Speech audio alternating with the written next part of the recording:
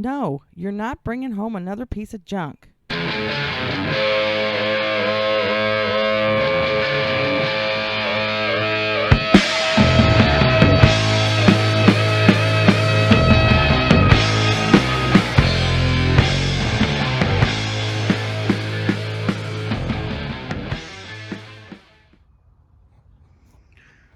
All right, so I'm happy to say this other head checked out just as good as the first head, so was happy about that.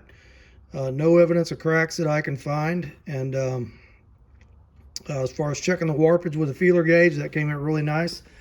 I also wire brushed off the head face of the block and took the feeler gauge and the straight edge, went all along there, and same result, no warpage that I can find anywhere. So what I did, I took the heads, the crank, the block, those parts there, a couple other parts, took them outside today, soaked them down with degreaser, and power washed everything down real good. And got all the grease out of everything. I popped the freeze plugs out, washed in there too, but I mean, it was pretty spotless in there, and it had the back of the freeze plugs, they were brass freeze plugs, and they looked new. They had just been painted over in the front, so like I said, it's just more evidence that this thing was just put together. So anyway, whenever you I just use a chemical degreaser. Whenever you do that, it's, you know, all your machine surfaces are going to flash rust like pretty quick.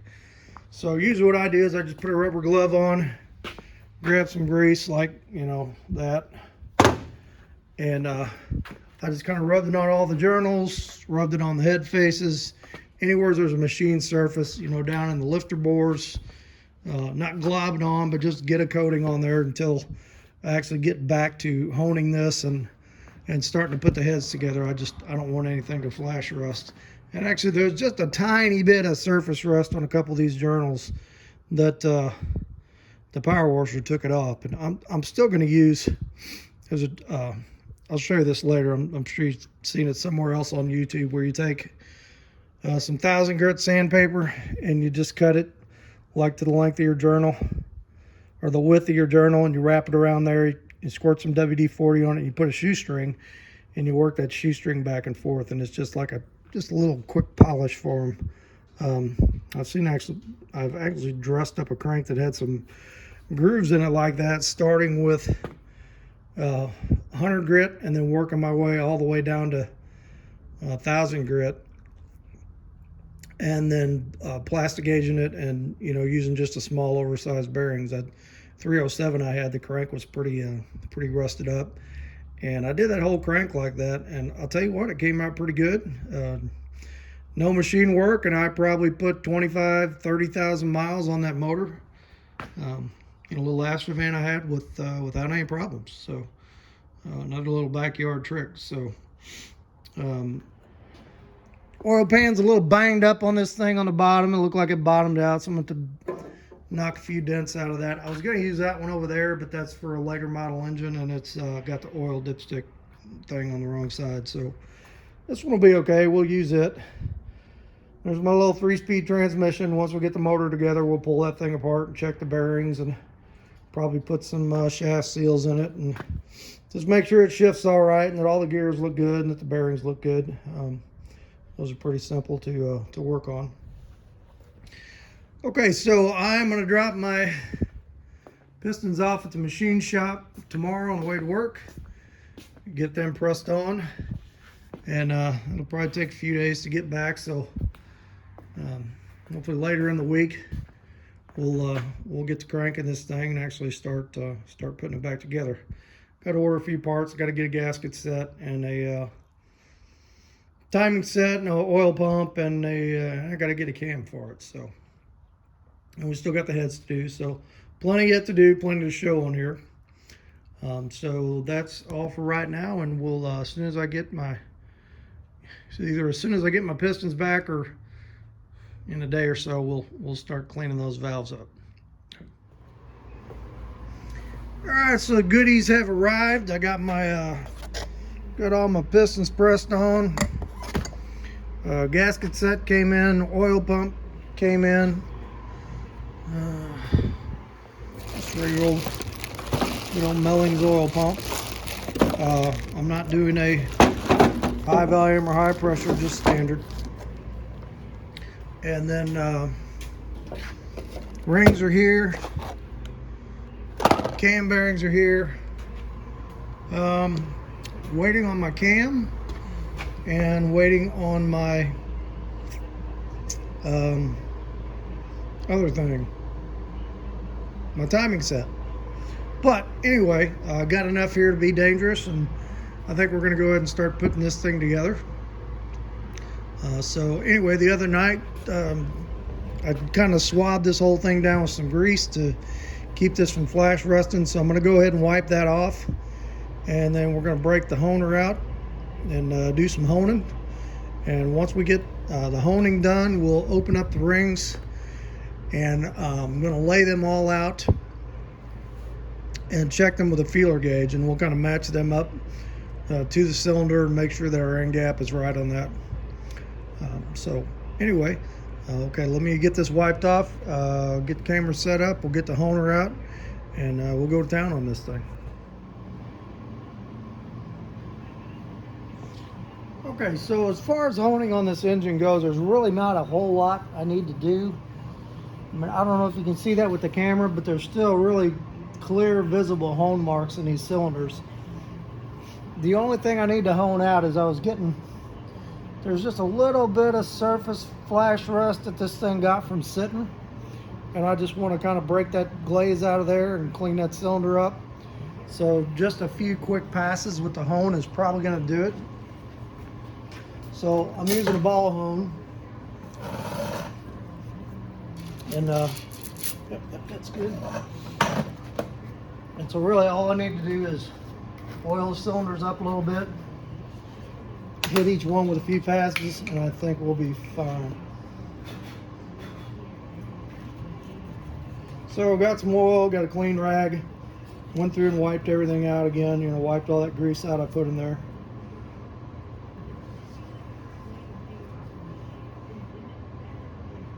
Everything checked out good at the machine shop as far as rods. Didn't see any problems with them. Checked sizing on them, everything was good.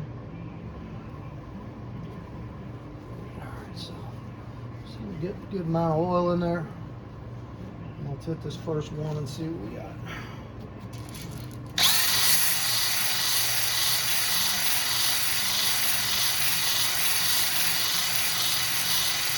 Just like that, just a up and down motion. Maybe a little side to side.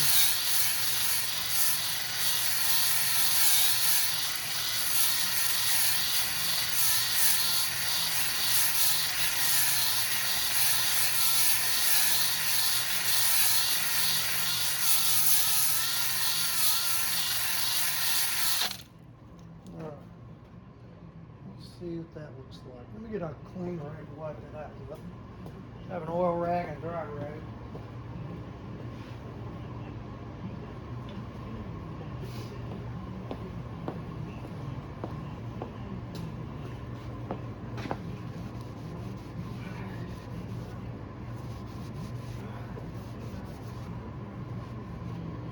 Yeah, that looks pretty good. I got just like a little stain, rust stain there, but I don't think it can feel that. Let's see. Might hit it just a little bit again.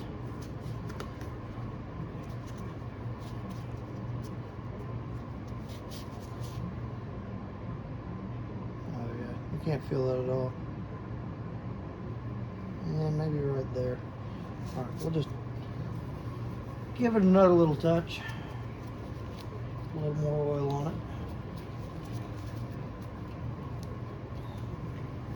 You can use this kind of hone, the ball hone, or I have the one with the 3 stones in it. And one of the stones was broke. I had a big chunk out of it, so I borrowed this one. From Bill, of course.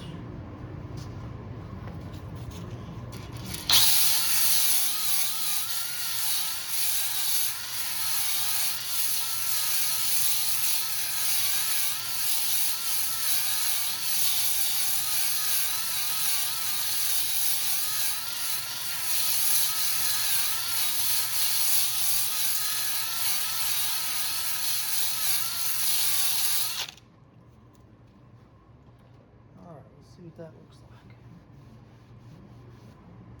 Yep, I got it.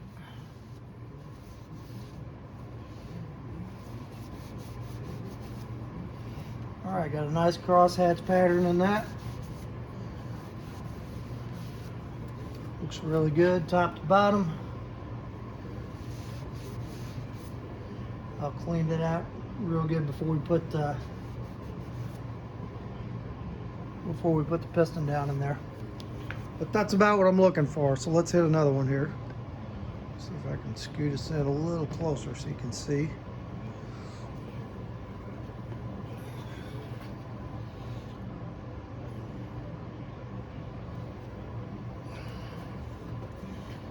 Show you another one, and then we will I'll shut this off, do the rest of them, and then once I get through them, we'll get the rings out and show you how to do those.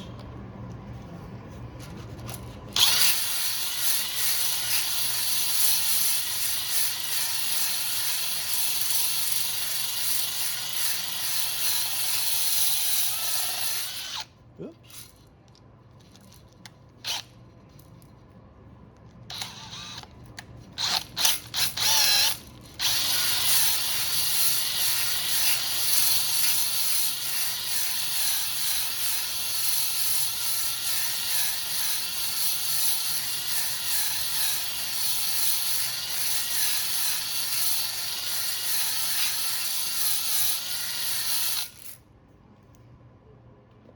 So if you're dealing with an engine that hasn't recently been gone through, you know, you can get this ridge up at the top, the ring ridge. And when my pop taught me how to rebuild engines years ago, there was something called a ridge reamer that you could actually put in here and cut that ridge out.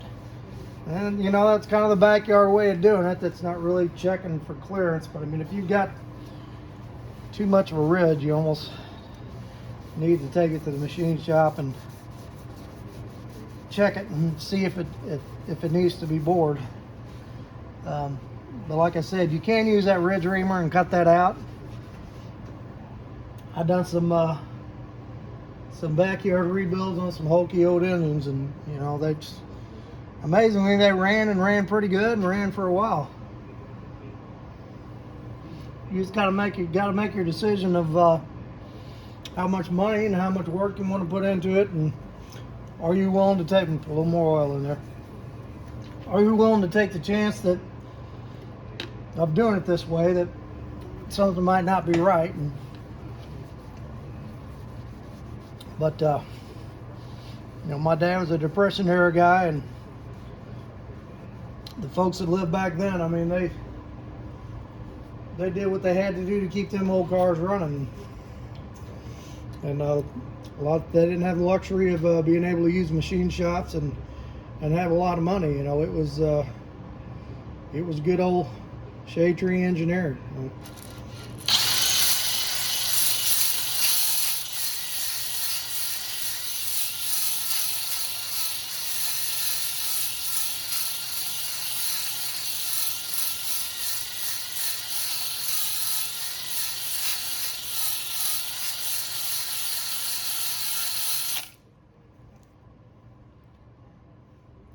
I built a Chevy 307 engine several years ago, and I bought that engine for 50 bucks disassembled. It was in a bunch of boxes. Crank was all rusted up, and I just did the absolute minimum.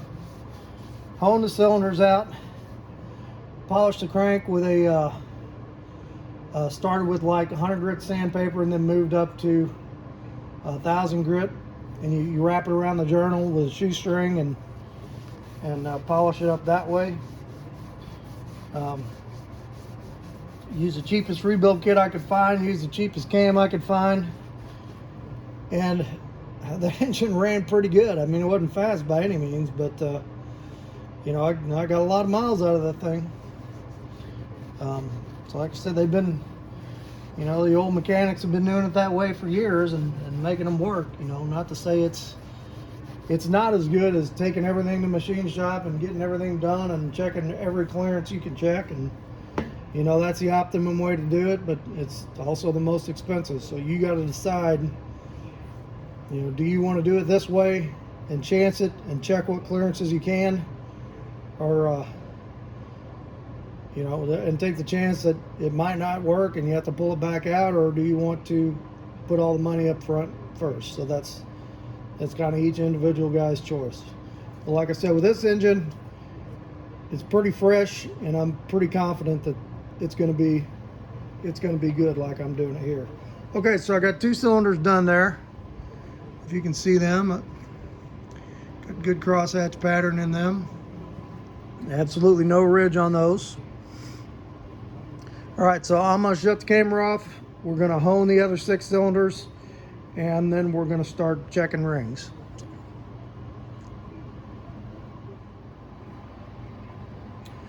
All right, so I got all these cylinders honed, and there are some minor imperfections in a couple of them.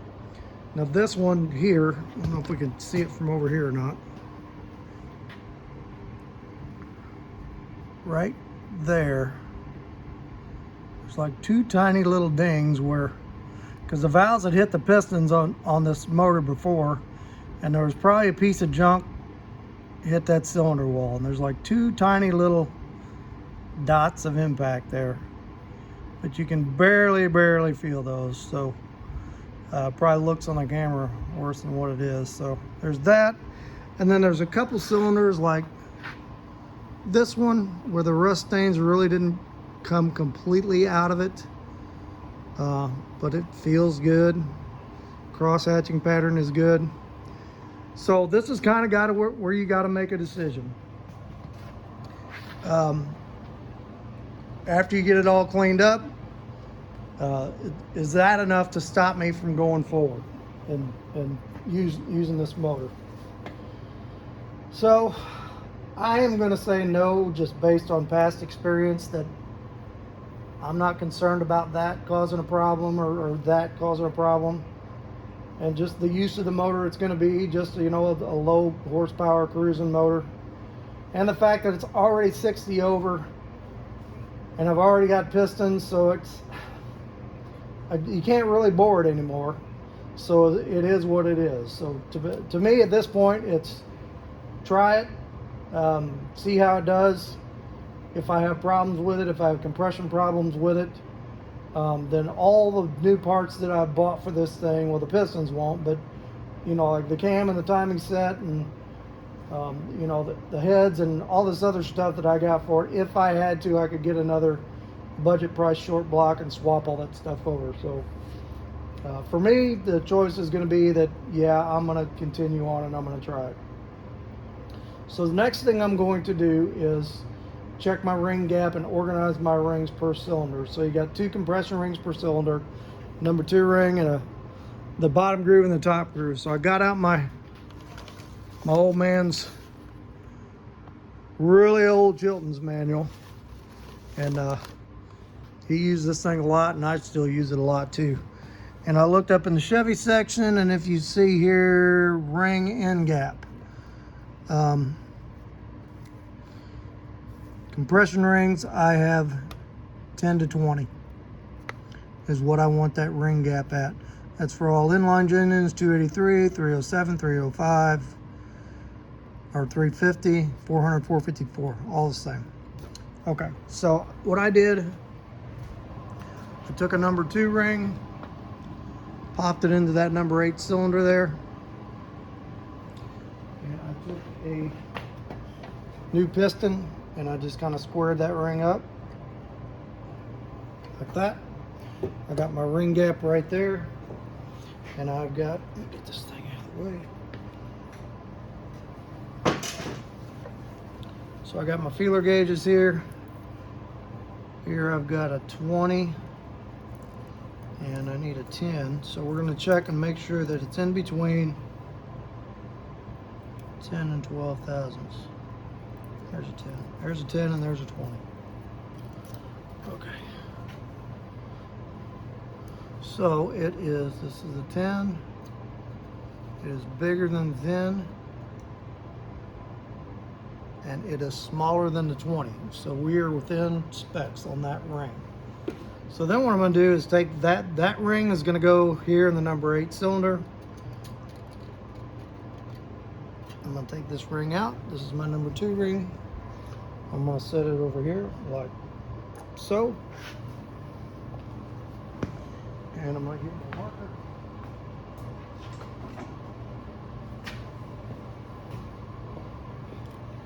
And I'm going to put me a number 8 right there. The way I know this is the 2 ring is the number 2 ring has a little punch mark on top to tell you that that's the top of the ring, and on the bottom it's got a beveled edge. The top compression ring doesn't have either one of those, so it can go on either way. So I know that's my number 8 bottom ring. So now I want to do the same with my number 8 top ring. Turn this around here.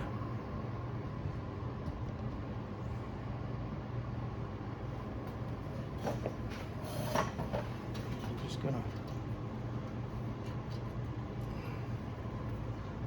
get that ring in there in the bore. We're going to take the piston, we're going to square it up. Make sure it's sitting in there good and flat. And we want between a 10 and 20 gap. So let's see what we got here. Here's my 10. It is more than 10. 20's dragging pretty hard. So I'm going to call that one good too.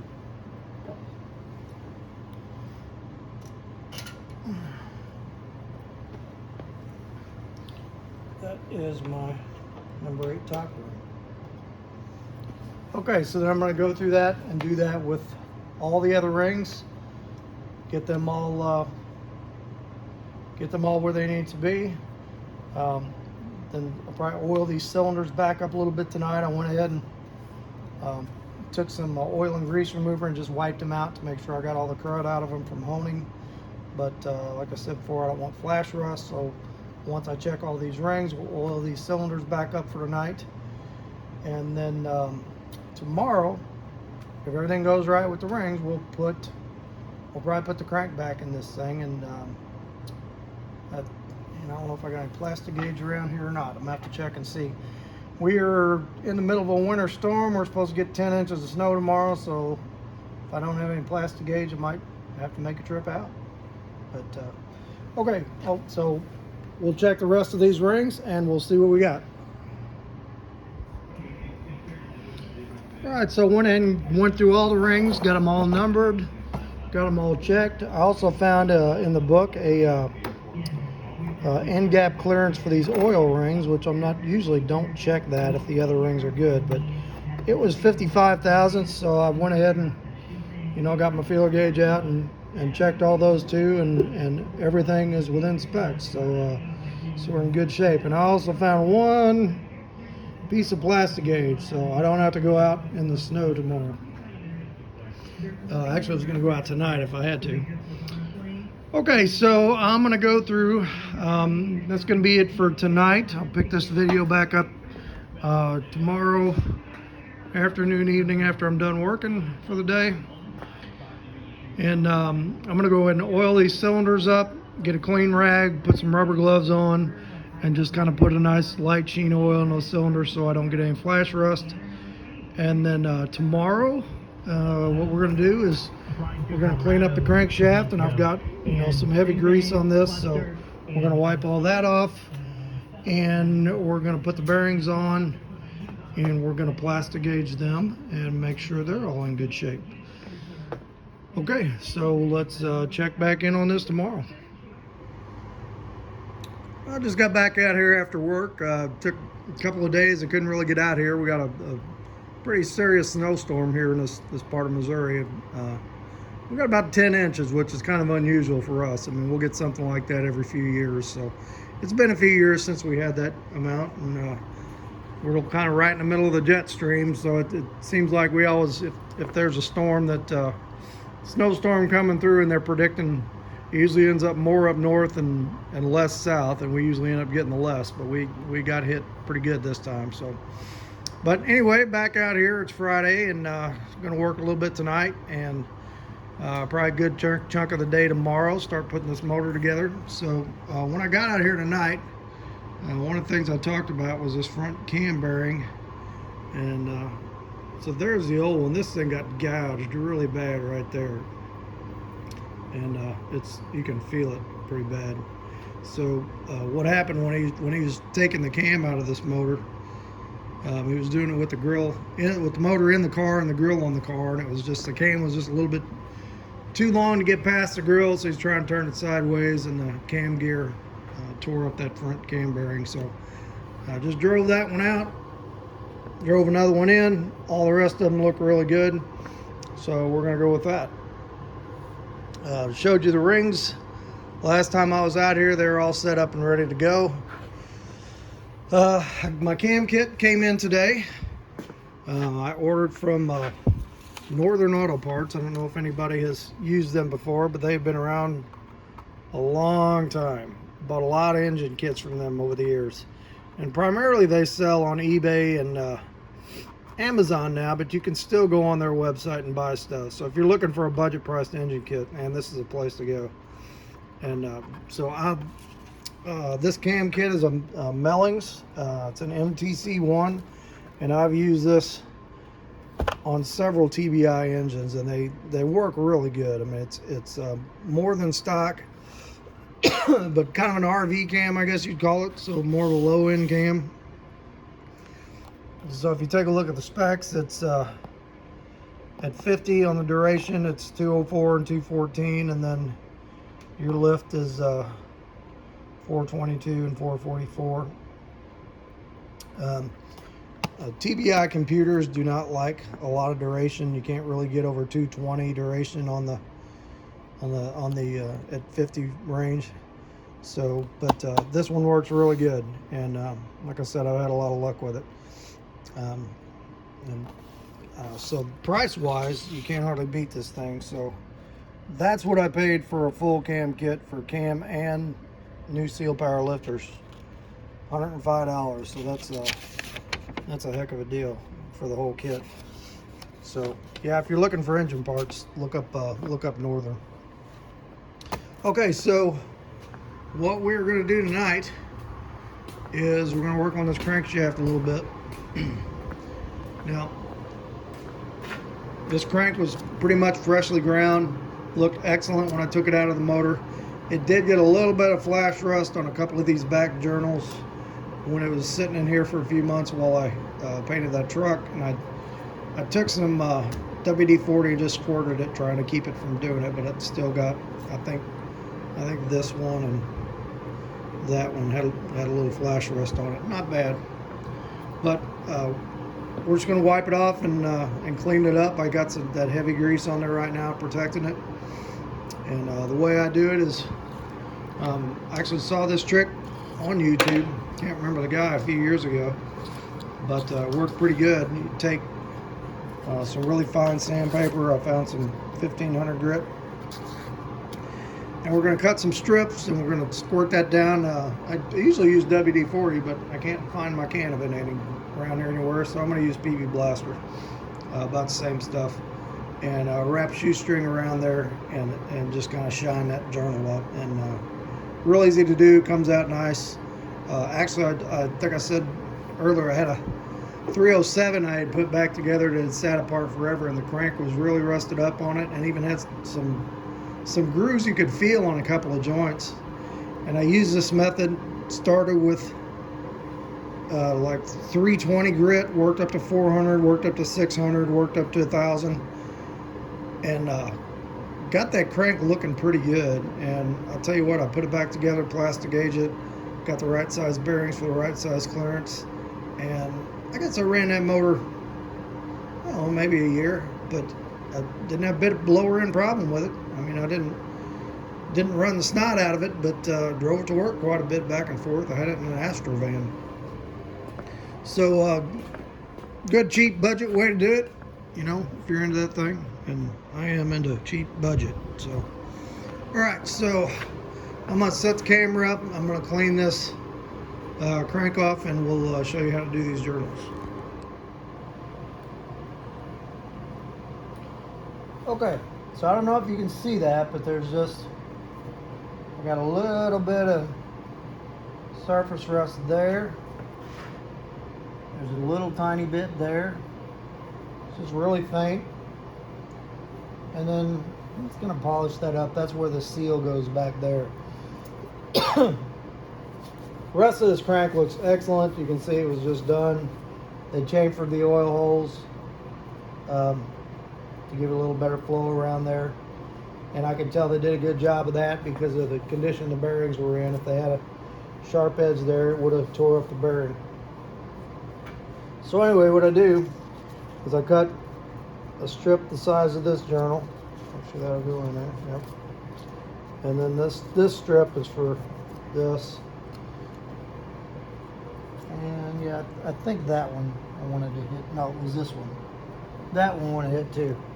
Anyway, so this is what I do. I got a shoestring, got a clean rag,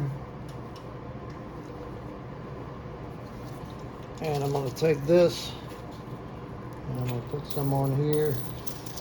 I'm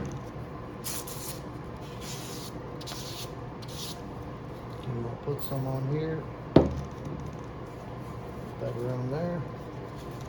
I'm going to wrap this around there. I'm going to take this shoestring and we're going to wrap it around here a few times. I want to get that shoestring kind of spread out. And I'm going to do this.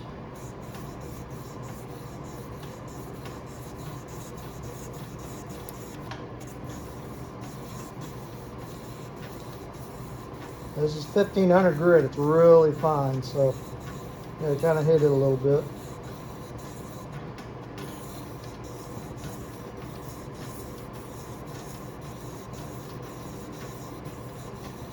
Just work that back and forth. Let's take a look and see what we got.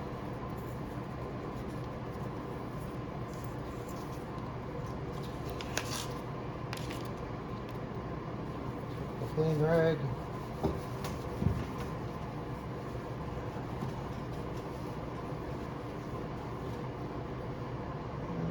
Noticeably better, so okay. Let's do a little bit more.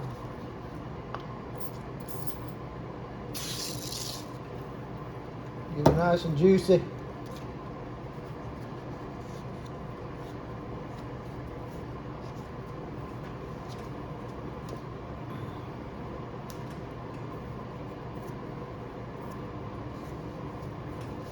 So I know there's a lot of people going to look at this way of doing a motor and say that's absolutely the wrong way to do it.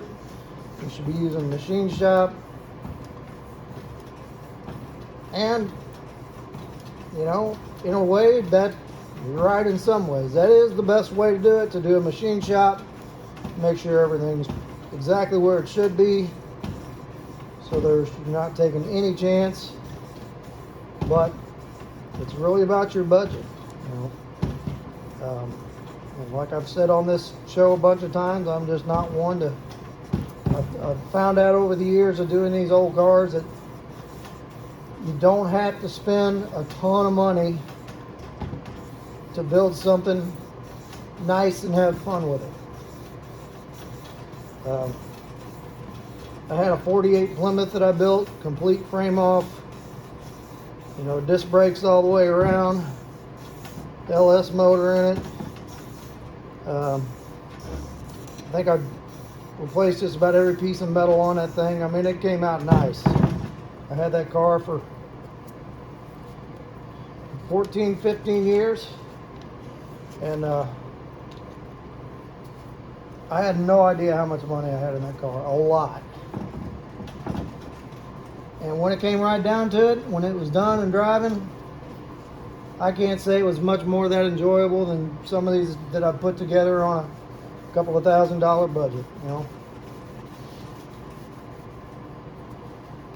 A lot of time I'd finish one of my cheaper projects and the 48 would sit while I drove the cheaper project.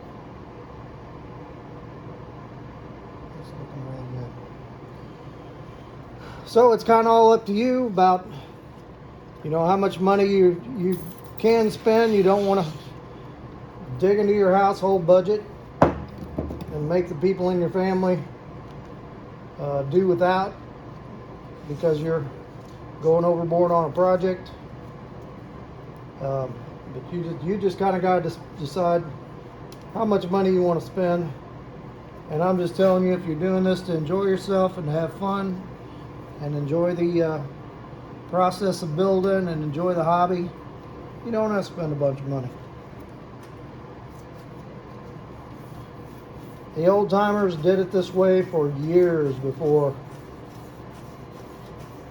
we came along with the everything can be ordered on the internet and all the eBay and high price speed shops, and everybody's got 1,000 horsepower LS, and you know,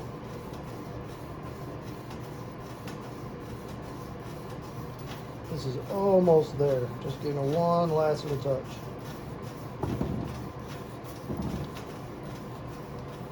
You know, and if it screws up, then you got a few $100 in it, and you don't feel so bad about it. I'll do a little,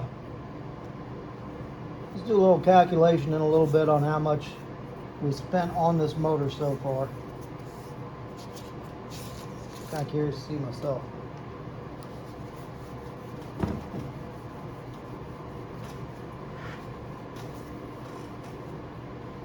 All right, that looks nice.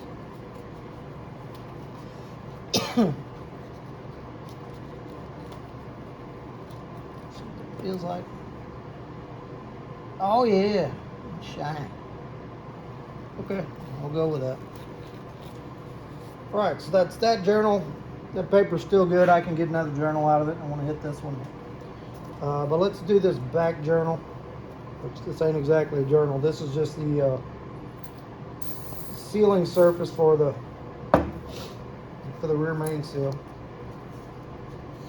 Just want to polish that up a little bit. Got a little bit of paint overspray on it. Looks like it's got a little bit of grease on it.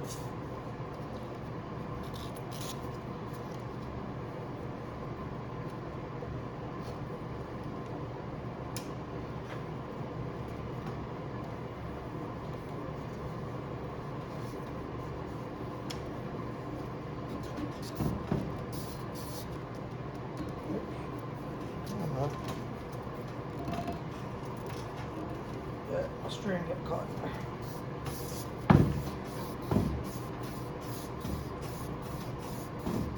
Yeah, if you try to pull too tight, it'll just stick on you.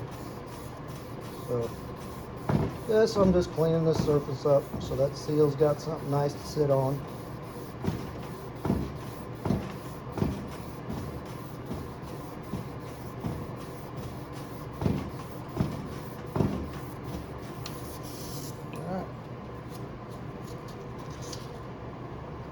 That looks like.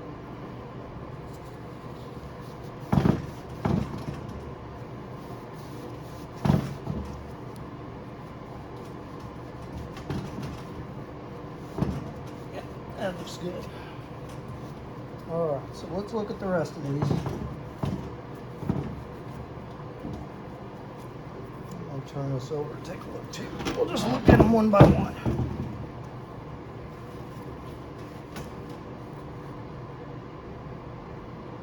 It's got just a little tiny bit there.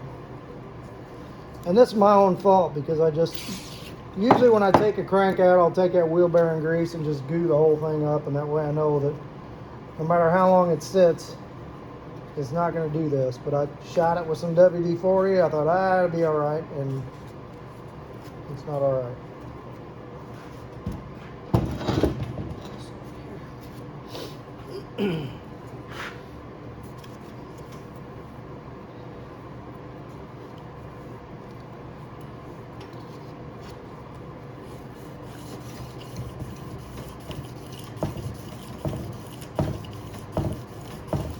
There's not much on this one as there was the other one, so.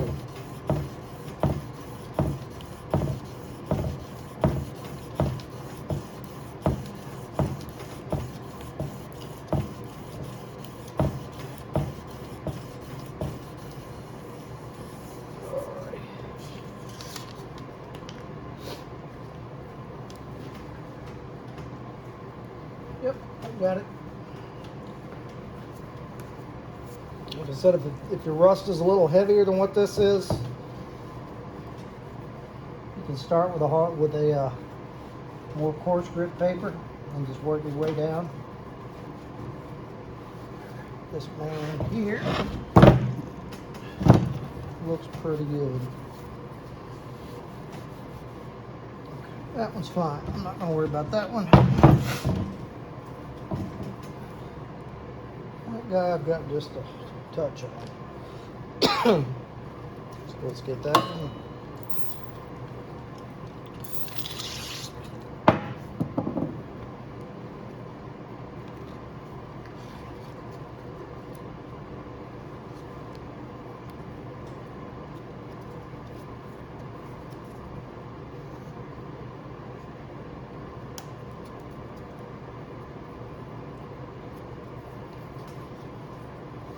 And my dad used to do something similar. There was a product out called crocus cloth. That's what he called it. I think it's a machinist cloth. And my sister Mary had this 72, 74 duster that just burned incredible amounts of oil. And I know of at least 2 times she ran that thing out of oil and locked it up. And my dad would pull that pan on a Friday, pull them rods one by one, take that crocus cloth and take some oil and hand polish all those journals with the rods in it, laying under the car out in the yard. Put bearings in it, not plastic gauge anything, mind you, and get her back up and running again. That car was absolutely indestructible.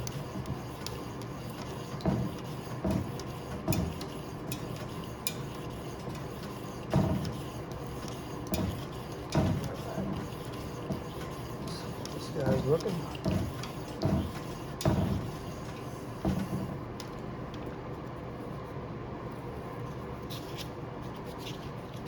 About getting to where I probably need a new piece of paper.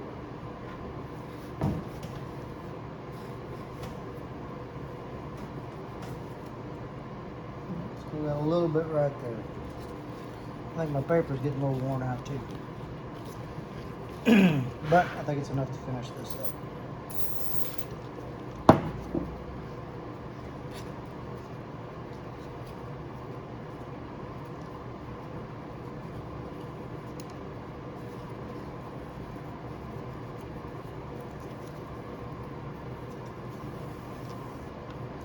Yeah, my dad could be an old crab ass, but I'll tell you, when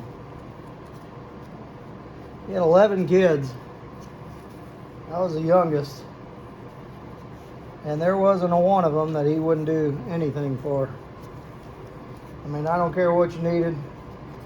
Pop was there. Probably complaining every minute of the way, but he was there. Good man.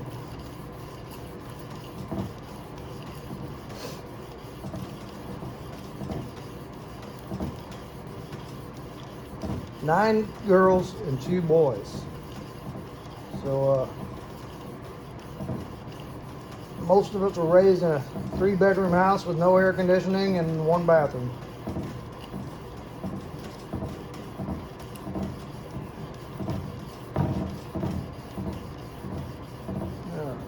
That looks fun.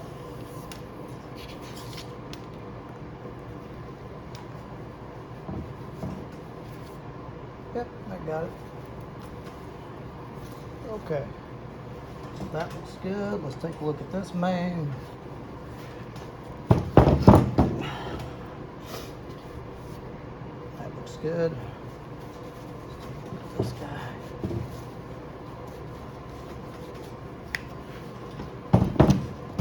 Good.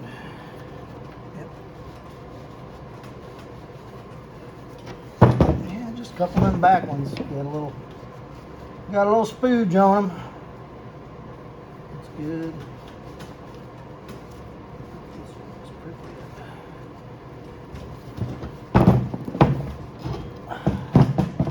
That one looks good. Last one. one's this front main. And it could probably use the little touches.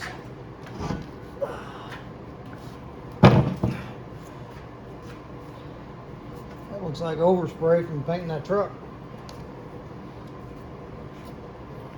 So let's do this one. Then I'm going to take an air hose and I'm going to blow out every one of these holes just to make sure there's no crud in this thing. You can have a piece of dirt in there. If it's warmer weather, you can have a bug or a mud dauber crawl in there. Some of them bugs, there's a little hole like that, they'll find it.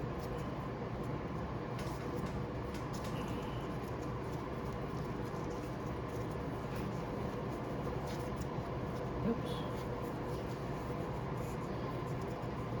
I don't know if there's any music fans on here.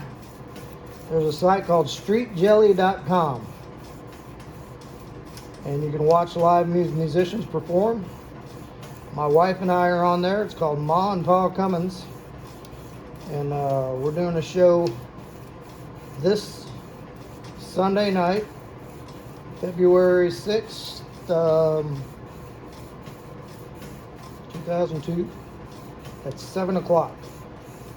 So if you want to hear some old classic country music, some George Jones, some Loretta Lynn,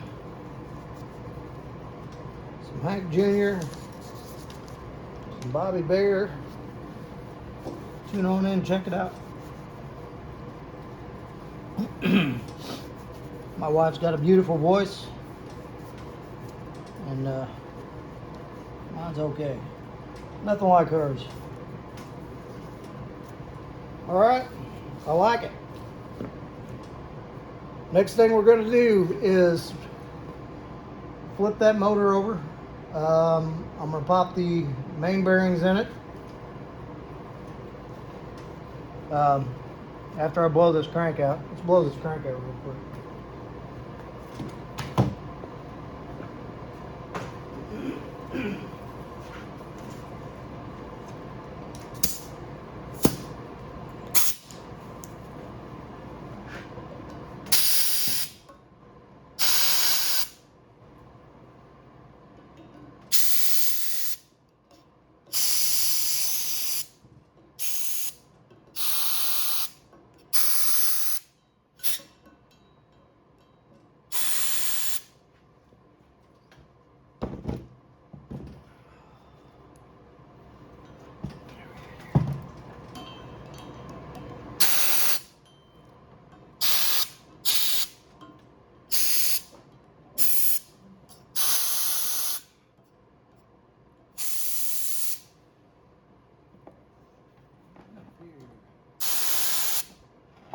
All right.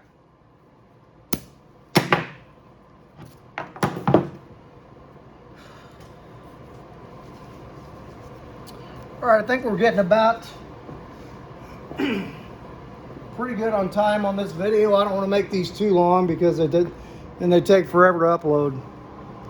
So I'm going to go ahead and end this one right here, and then get the next one going. We'll post that one in a couple of days when I get that done. And this next one, let's go ahead and get the crank in. We'll get it checked.